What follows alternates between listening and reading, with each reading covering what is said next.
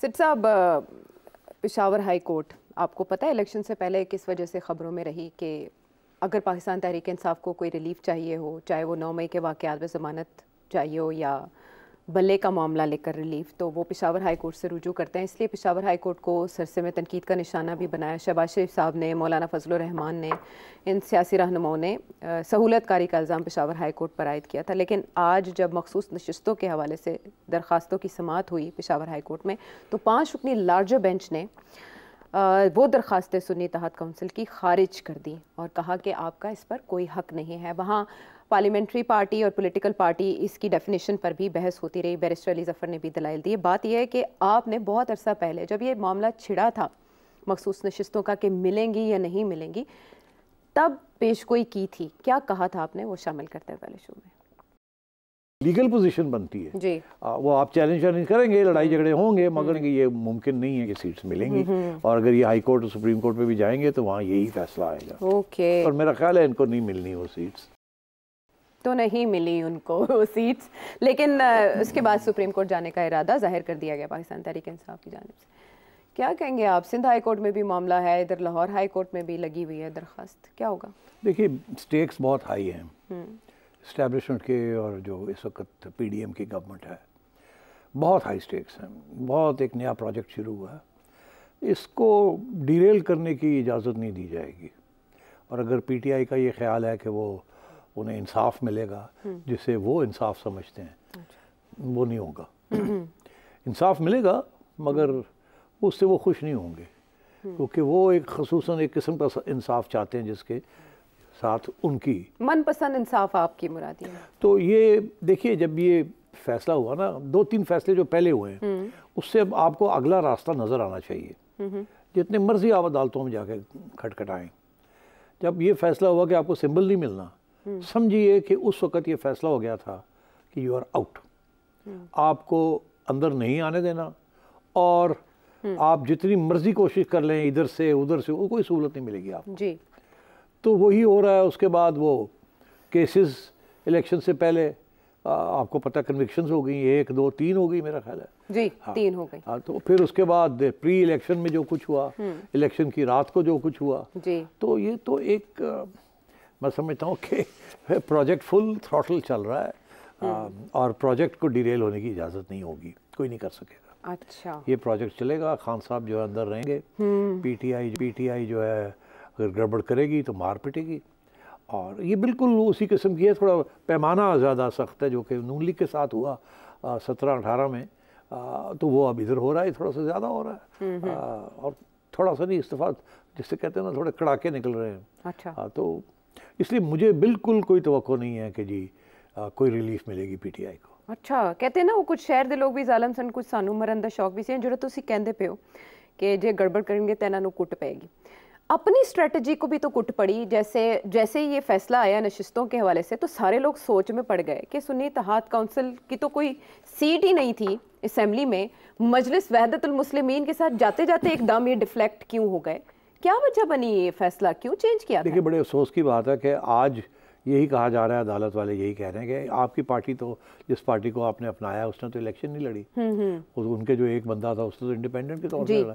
तो जिन्होंने इलेक्शन लड़ी थी और जिनके पास एक सीट थी, आप उधर क्यों नहीं गए? और आपको याद होगा कि पहले फैसला यही था कि उनके पास जाएंगे, मगर फिर यही होता ना इस मुल्क के अंदर कि जो मजहबी लॉबी है ना, वो फिर प्रिवेल कर जाती है। और स्पेशली KP जैसी एरिया में जहाँ मज़हब का काफ़ी स्ट्रॉन्ग रोल है, तो मेरा ख्याल है वहाँ ये वो जी तो शिया ने उनके साथ हमने नहीं मिलना, ये नहीं करना, वो नहीं करना, तो इस वजह से उनको छोड़ दिया। और अब भुगता रहे हैं ना जो फैसले किए इन्होंने। अच्छा। तो इतनी इनमें अकल नहीं थी टू अंडरस्टैंड कि देखिए ये सियासत है, इसमें अब मज़हब को आप दूर रखें और अपने आप को बचाएं।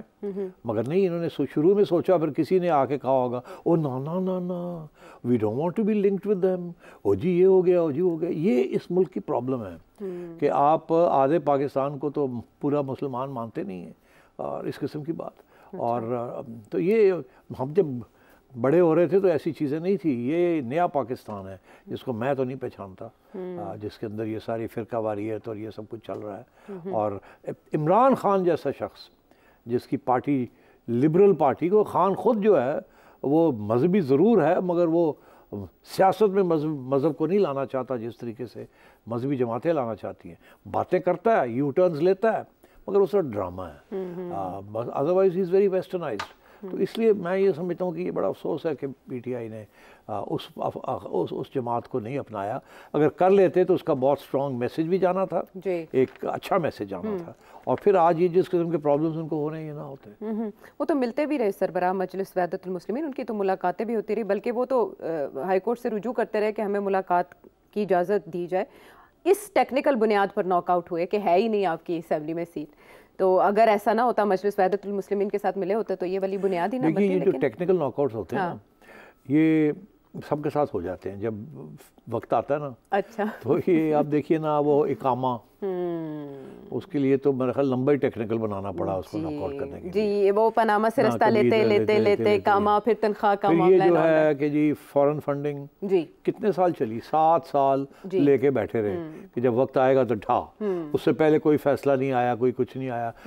मेरा ख्याल है 3 चीफ इलेक्शन कमिश्नर आए और गए या 2, और कोई फैसला नहीं किया, और पता नहीं कोई 80 के करीब हेयरिंग्स हुई और पोस्टपोनमेंट्स हुई, पता नहीं क्या क्या ड्रामे हुए, मगर कुछ नहीं हुआ ना। जब वक्त आया डज। अच्छा, इसी तरीके के साथ ये जो टेक्निकल केस है, तोशाखाना तो इतना टेक्निकल नहीं है, उसमें तो काफ़ी एविडेंस भी है और गड़बड़ हुई है, खान साहब ने की है। मगर ये जो केस था सिंबल का, जी, टेक्निकल नॉकआउट जिसे कहते हैं ना, टेक्निकल नॉकआउट, तो ये भी टेक्निकल नॉकआउट है। वो इंट्रा पार्टी इलेक्शन से उसका देखिए, लेट मी बी क्लियर, मेरे जहन में इकामा वाज अ टेक्निकल नॉकआउट, इंसाफ नहीं मिला नवाज शरीफ को। मेरे जहन में symbol was a technical knockout, Imran Khan को इंसाफ नहीं मिला। और ये जो इस वक्त चल रहा है रिजर्व सीट्स और ये तो इनकी अपनी हमाकतें हैं। सो आई डोंट कांट से कि जी ये तो एस्टैब्लिशमेंट के हाथ में इन्होंने खेला है। ठीक है, और इसको लिंक लोग कर रहे हैं कि ये असरअंदाज होगा सेनेट इलेक्शन पर भी। अब सेनेट इलेक्शन के जब जिक्र आता है तो बात होती है कि उसके लिए इमरान खान साहब से मुशावरत की ज़रूरत पाकिस्तान तहरीक इंसाफ को बार बार पेश आएगी।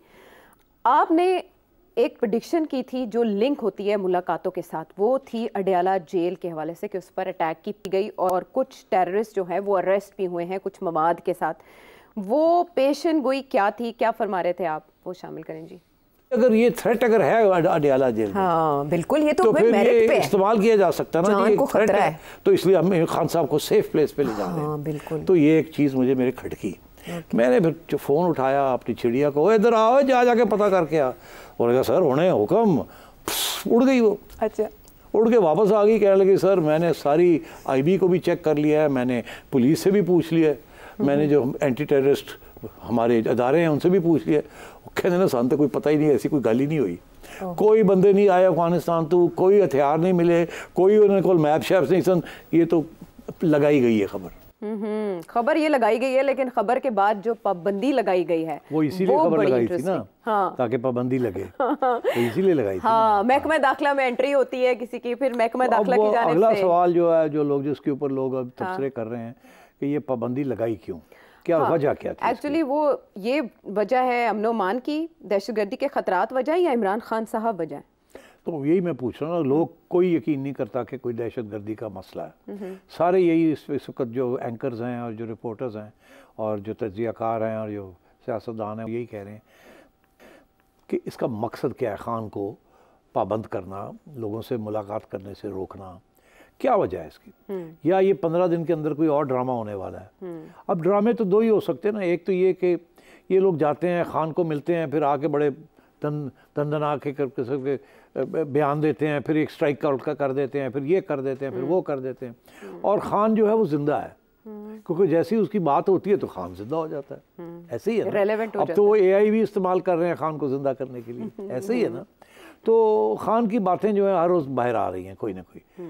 तो इसलिए एक तो ये था कि इसको टेम्परेचर को लोअर किया जाए। ये जो हुकूमत है अब ये IMF के साथ आगे बात करने जा रही है, मुश्किल दिन आ रहे हैं, तो उसको प्रोटेक्ट किया जाए खान से। अच्छा। खान के जिप अप कर दिया जाए। उसका एक ही तरीका है, खान तो जिप अप होता नहीं है, वो जिप यही है कि जो मिलने जाते हैं उनको जिप कर दिया जाए, वो जाने ही ना दिया जाए। एक ये, दूसरा ये है कि जो स्पेकुलेशन चल रही है कि यार ये 10 दिन कर लेंगे फिर और क्या करेंगे, अदालतें तो नहीं छोड़ेंगी, अदालतें तो कहेंगी जी ठीक है आपको थ्रेट है, मगर ये 3 वकील तो जाएंगे, ये 2 वकील तो जाएंगे, उन्होंने अपने केसेस डिस्कस करने हैं, ये तो रोक नहीं सकते इस चीज़ को। तो फिर अगर रोक नहीं सकते तो फिर ये मतलब, इसका ये मतलब है कि ये मकसद नहीं है कि लोगों को रोका जाए फ्रॉम मीटिंग खान। कोई ये वकील जाके सुनाते हैं और आके बात कर देते हैं, प्रेस कॉन्फ्रेंस कर देते हैं, खान कहता है श्रीलंका बनने वाला है, तो मतलब ये है कि वो तो बड़ी अलार्मिस्ट किस्म की चीज़ है ना। तो मैं ये समझता हूँ ये बात नहीं है कि वो खान की बात को बाहर नहीं निकलना चाहते। अच्छा। वो तो निकल रही है और उसको कोई नहीं रोक सकता, क्योंकि अदालतें कहती हैं कि उसका हक है अपने वकीलों को, वकला हजरात को मिलने का जी। जब जैसे ही वो अपने, और उसके वो वकला जो है सारे सियासी लोग हैं, तो वो सारे पैगाम आ रहे हैं, जा रहे हैं, पर्चियाँ भी आऊँगी, आएंगी, सब कुछ हो रहा होगा। तो इसलिए वो शायद नहीं है, इसका ये मतलब है फिर कोई कुछ और होगा। अब मैं लॉजिकली बात कर रहा हूँ आपसे। अच्छा, ठीक, जहाँ तक मेरी खबर थी वो तो मैंने आपको दे दी। अब उसके आगे जो है वो थोड़ा सा लॉजिक इस्तेमाल करनी पड़ती है, प्रोसेस ऑफ एलिमिनेशन। तो मैं समझता हूँ ये बात तो नहीं है कि जी खान को रोका जा रहा है फ्रॉम मीटिंग पीपल, वो that is just a consequence of this issue. मेरा ख्याल है कुछ खान से कुछ लोगों की मुलाकातें भी करवाना चाह रहे हैं। अब वो कौन लोग हैं जिनकी वो चाहते हैं खान से मुलाकात हो, कैसे हो, कहाँ हो, ये इश्यूज़ हैं। अगर तो खान के साथ किसी की मुलाकात होनी है या करवानी है या कोई ओपनिंग क्रिएट करनी है, अच्छा, तो मैंने पहले भी कहा था अडियाला जेल में आप नहीं कर सकते, वो तो घिरा हुआ है मीडिया का वहाँ और पीटीआई का, कोई ना, वो तो सारा वक्त, और फिर अंदर लोग हैं जो कि पीटीआई के सिंपथाइजर्स होंगे, अदर प्रिजनर्स, तो वो तो बात बाहर आ जाएगी। अगर कोई मिलने जाता है ना खुफिया तौर पे खान को, अच्छा, तो वो छुपी नहीं बात रह सकती। खान को जेल से निकाल के, अपनी सेल से निकाल के वो कहीं और भी ले जाए ना जेल के अंदर, तो भी पता चल जाएगा, वो छुपी नहीं रहेगी बात। इसलिए मेरा ख्याल है कि ये कोई एक्सक्यूज़ बनाने की कोशिश हो रही है कि खान को इस जेल से किसी और जेल में या रिहाइश में तब्दील किया जाए। अब यहाँ भी स्पेकुलेशन हो रही है, मेरा ख्याल था कि शायद क्योंकि अहलिया जो है वो बनी गाला में है, तो इनको भी बनी गाला ले जाया जाए शायद, मगर फिर खान खुद कहता है मैंने तो नहीं जाना। अगर इतनी बात थी तो फिर अहलिया को क्यों इजाज़त दे दी वहाँ रहने की, वो तो जिस दिन चाहें वहाँ से हट सकती हैं। तो मेरा तो ये मौक़िफ़ था कि उनको वहाँ रखा हुआ ताकि उनके ज़रिए खान के साथ कोई बात हो सके। ठीक है, तो ये भी एक इशू हो सकता है कि खान को बनी गाला ले जाया जाए। कुछ लोग कह रहे हैं नहीं जी नहीं, तो सख्ती करने वाले हैं खान के ऊपर, क्योंकि खान बाज नहीं आ रहा, खान जो बैठा है, खान कह रहे हैं कर देंगे, वो कर देंगे, तो खान को थोड़ा सा सबक और सिखाया जाए, टाइट किया जाए। अच्छा। और टाइट करने वास्ते कुछ लोग कहते हैं मच जेल ले जाएंगे, कोई कहता है साहिवाल ले जाएंगे। मेरा नहीं ख्याल कि खान को ये टाइट करने का कोई प्रोजेक्ट है। अच्छा, बिकॉज खान टाइट नहीं हो सकता। ये इनकी गलत फहमी है। अगर इनका ख्याल है कि खान को किसी जगह फेंक देंगे और खान जो है वो बड़ी तकलीफ ही होगा, खान तकड़ा आदमी वो नहीं होने लगा। मुलाकातों की आपने खबर देकर बस बात खत्म, मुलाकातें हो सकती हैं। अच्छा, अब मैंने यही आपसे कहा कि वो डिपेंड करेगा ना कि खान को कहाँ ले जाते हैं। अच्छा, और अगर ये भी हो सकता है कि खान को कहीं ना ले जाएं, ये उन्होंने पूरा एक एक्सपेरिमेंट किया हो कि अगर हमें करना पड़े तो ये करना पड़ेगा, तो रिएक्शन क्या आता है। अच्छा, अब रिएक्शन तो आना शुरू हो गया। अब तो लोग प्राइम मिनिस्टर के पास जा रहे हैं और कह रहे हैं खान को रिहा करो। हाँ जी बिल्कुल, वो अलीमीन गंडापुर और थोड़ी सी पीटीआई के अंदर कुछ नरमी नजर आनी शुरू हो गई। शेर अफजल मरवत साहब भी नरम पड़े। हाँ, और कहीं सख्त कहीं नरम। चीफ मिनिस्टर साहब भी आजकल थोड़े से ऐसे हुए हैं। अलीमीन गंडापुर साहब जिनसे एक्सपेक्ट नहीं किया जा रहा था खान का सिपाही, और जिस तरीके से भी डिस्कस करते हैं। जी बिल्कुल, ब्रेक का मुझे एक्चुअली कहा जा रहा है। तो मैं ये कह रहा हूँ कि मेरा ख्याल है आप देखते चले अगले 8-10 दिन के अंदर क्या होता है। उसकी वजह ये है कि या तो ये एक्सपेरिमेंट वो सोचेंगे कि नहीं रहने दो ऐसे ही, तो या फिर वो कोई कदम उठाएंगे। तो हमें समझ आ जाएगी क्या, जैसे ही होगा हम आपको बता देंगे कि क्या हुआ। हाँ। अभी तो हमने आपको तैयार कर दिया है कि कुछ हो सकता है, कुछ हो सकता है, और 2 हफ्ते ही क्यों, ये और पहले भी मैंने इशारा किया था, वहाँ तक तो आ गए। अब वहाँ तक तो आ गए आपने, अडियाला जेल और थ्रेट्स का इशारा करने के बाद सिचुएशन डेवलप वैसी ही हुई और 1 हफ्ते के अंदर अंदर हुई।